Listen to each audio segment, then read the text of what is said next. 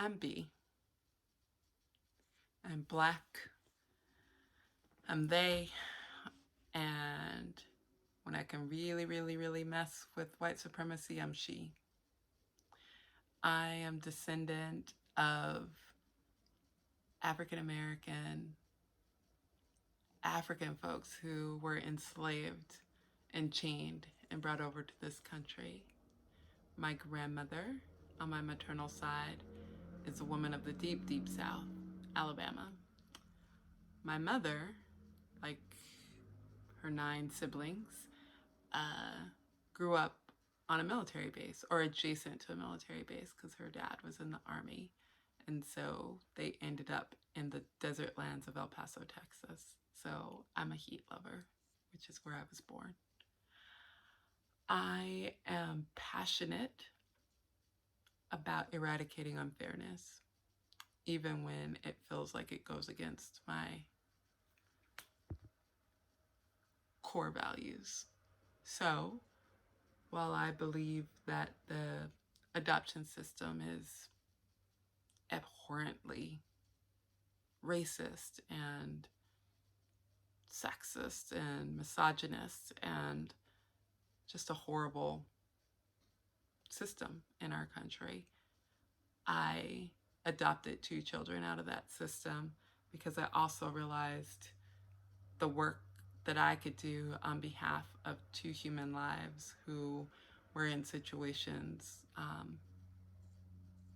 that were not going to be good for them, particularly for 2 Black children, one of which who was not wanted by his white mother.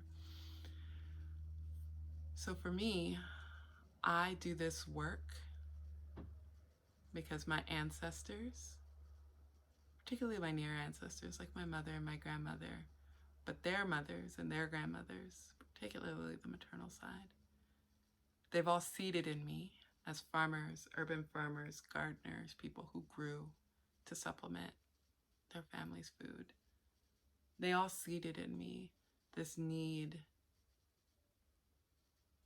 to make a difference and to not continue to overwork the same plot with the same plant and deplete all of its nutrients.